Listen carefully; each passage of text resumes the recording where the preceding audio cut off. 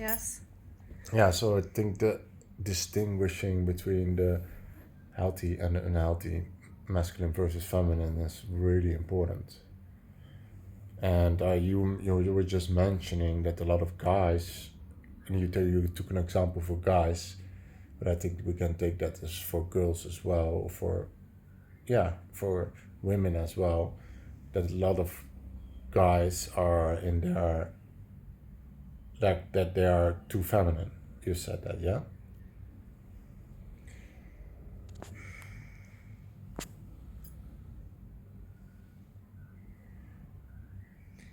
I don't know, maybe whipped or maybe insecure about if they can step fully into their masculine.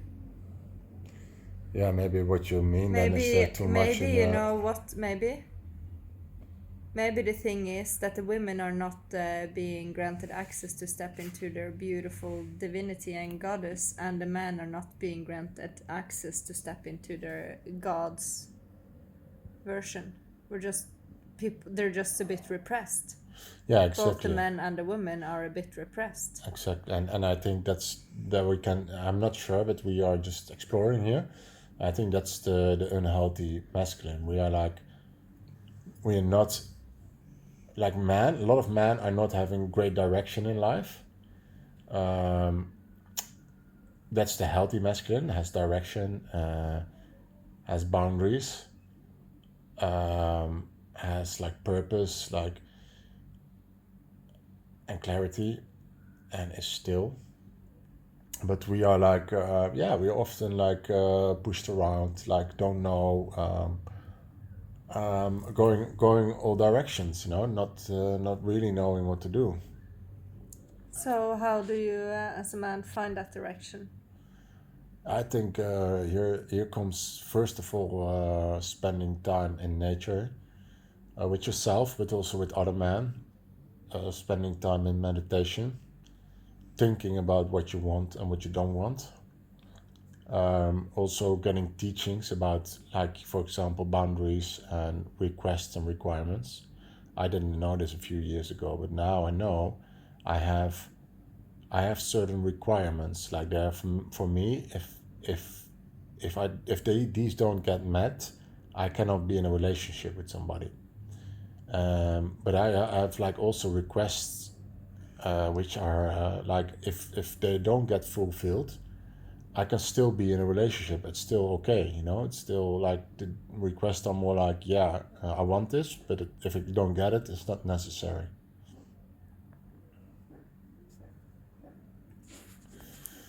Um, so, okay, what if you talk about the healthy and the unhealthy feminine? Why what comes up for you then?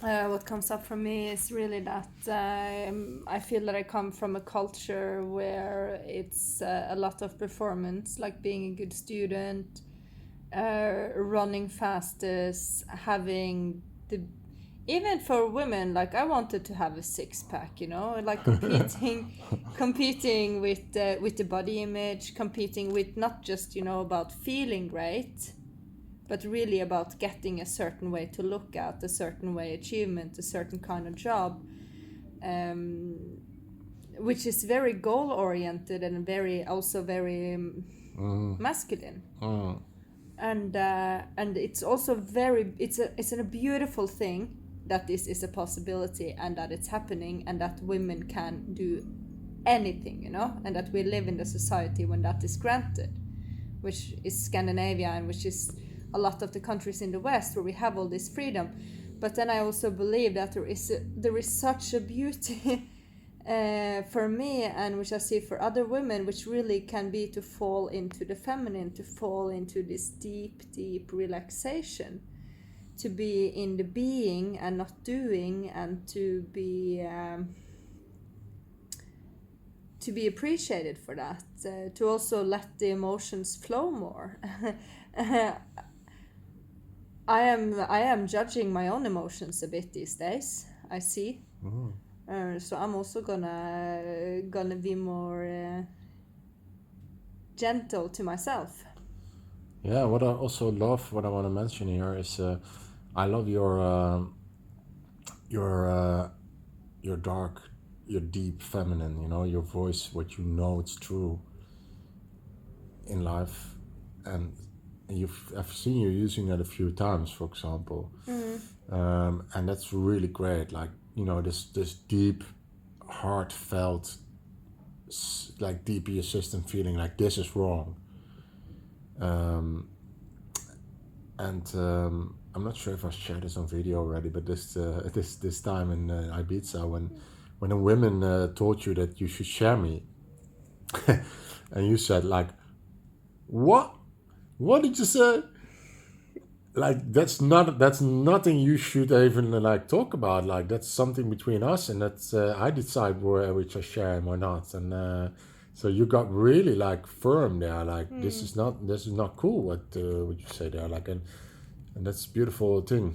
That's also I think a really healthy feminine.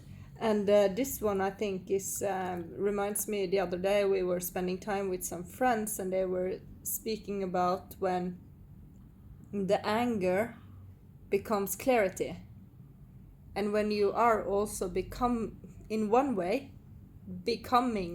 angry, but just like feeling the power of it instead of raging out. And I think this quality there that you love when you say this dark feminine, I think it is the anger which is speaking. Like, for example, also now when we were flying, like I ain't going through that machine, Yeah. I know that. No.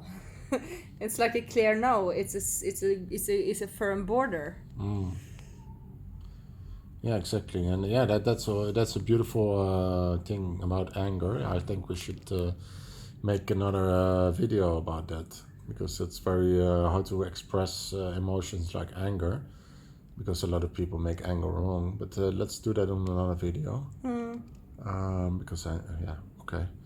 Yeah, so I will just go back to what you said there really fast, and just say that for me to be in, I love to play in the feminine, and I love to play even deeper and deeper in the feminine, and to play in relatings, because then we can also get the polarity, which is the, man, woman, black, white, high, low, strong, weak, all these things that are different opposites.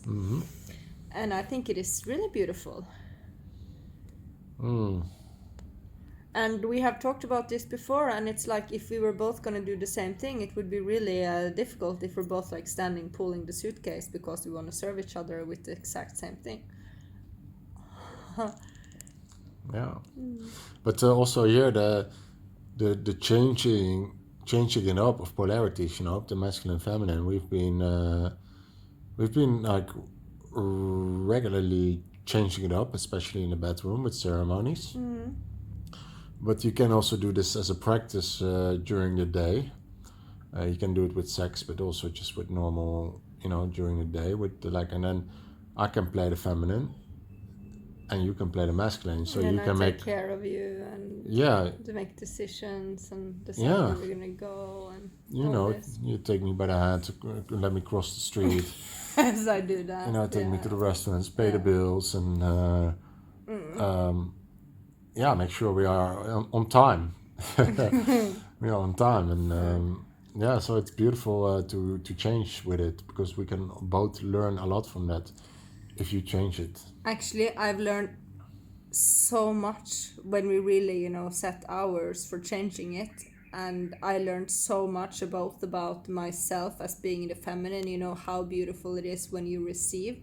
So I learned so much about the feminine from being in the masculine, and also really, can appreciate everything that you do and how you serve.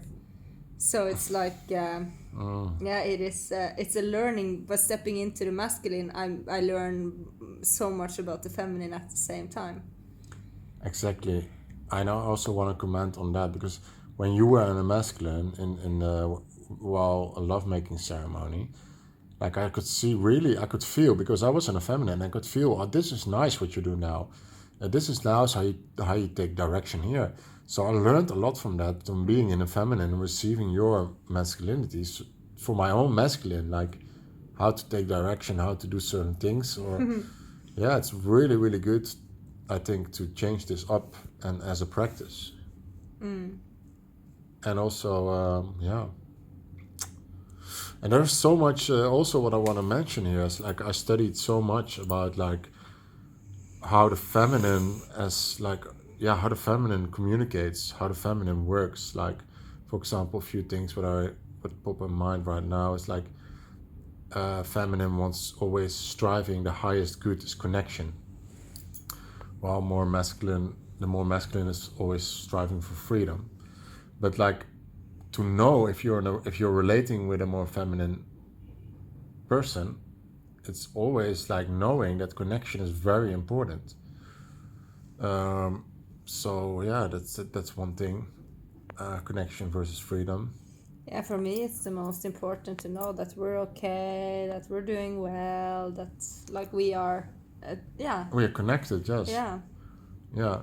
So that's beautiful. Mm. So that's one example. But like really learn to know what the feminine and the masculine, how they behave, what they do, what they want, yeah, it is time for sleeping. Okay, my beautiful beloved here wants to sleep now, and then we go out for lunch. So I'll stop the recording now, and then see you later.